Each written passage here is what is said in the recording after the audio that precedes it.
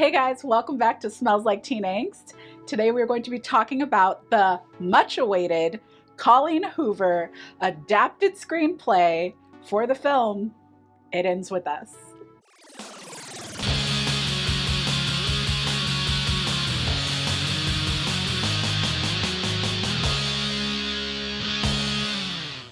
Before we get into this, don't forget to like and subscribe so you can keep up with us and all your favorite angsty content.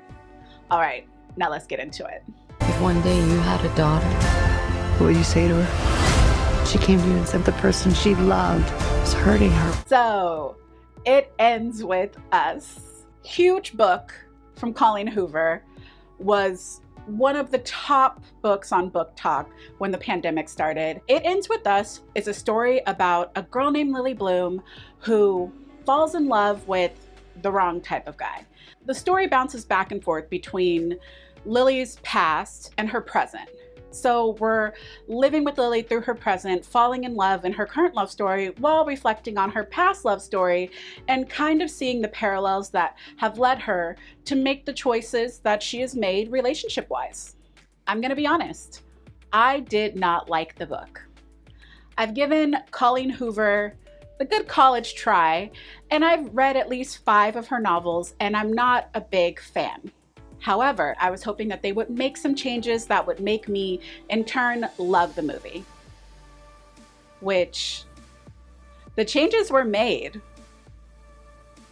but I still didn't love this film.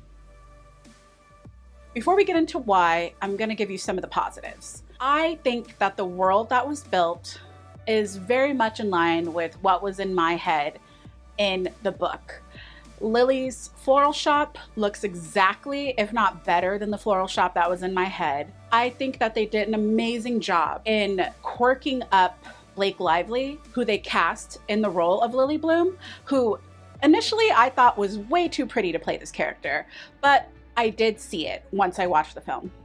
I also love the character choice for Atlas, played by Brandon Skellner, who I knew from like Shogun and a couple of other smaller projects. He's not exactly what I imagined in my head, which I'm sure everyone's going to be up in arms about.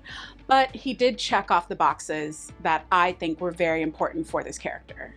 I also really like the changes that were made because they were more in line with how I felt personally an abusive relationship story should go.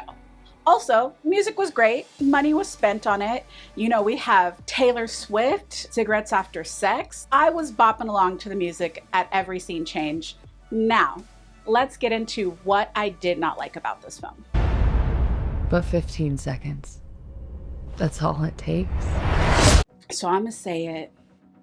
I'm gonna be honest. I wanted changes. I really wanted changes. As someone who did not like the book at all, I was really hoping that in making changes in a movie, it was going to make the story seem more realistic for me. However, in the process of doing that, it slowed things down so much. I have never checked the time more in a film in my life, and it's 2 hours long. I truly feel like this movie had so much time and space and filler. And on top of that, just downtime of not speaking. I know that in a love story, some of these great pregnant pauses are supposed to be given for us to fall in love with the characters and understand their chemistry and see what they're going through. But I was left bereft of all that because all I could focus on is from the very beginning, it seemed as if Lily Bloom's character, played by Blake Lively, was apprehensive to Ryle, played by Justin Bandolini, which in the book it didn't read that way. I think Blake Lively did a really great job at trying to portray this character in a new light and a very strong, feminine, forward-thinking person. I think that Justin Bandolini really gave me so many hints at his aggression from the beginning that as a book reader, you know, I was always shocked as they came. Watching this film, I knew from jump, girl, this is going to be a bad idea. But also, it made it so boring. The issue I do see here is that because some of these changes were made, I know book readers are going to be angry and up in arms. And you know what? I think a lot of the people who love this book are kind of after like the trauma porn narrative. They want to see the deep, dark moments. And this film kind of shields us from it for a little bit, which I really appreciate, because Lily coming to a revelation that she's made a mistake is so much more poignant than making excuses to her partner, not her friends, of the type of relationship she's actually living through. On top of that, I think the way the film kind of expressed her relationship with Atlas really did make it seem like a piece and picture and framework of her past and not so much of her present. Where when reading the book, I really felt like, okay, we're getting messy here. Let's not bring up the guy from her past that is her long lost love. Well, she's already dealing with a tumultuous relationship. She doesn't need to go from relationship to relationship. The film corrected that, but in doing that, kind of took away from the character Lily herself. Also in line with the fact that it took 2/3 of the film to get into Lily and Ryle's relationship is that I never really saw chemistry building there. It always kind of felt like Lily didn't like him. I don't know. I didn't feel the chemistry between the two of them.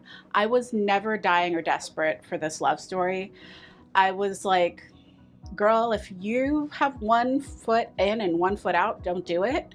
I also felt like the character Justin Bandolini played as Ryle was not quite arrogant enough, on top of the fact that he was conservative in love.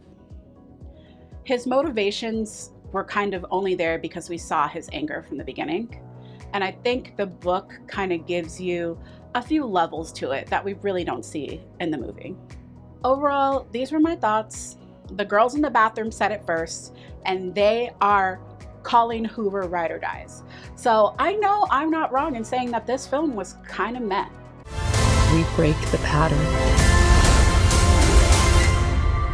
Or the pattern breaks us. Thanks so much for watching. Don't forget to like, subscribe, and comment down below to let me know what you think of It Ends With Us. I can't wait to hear some other opinions, and I can't wait for you guys to see this one. I'll see you on the next one.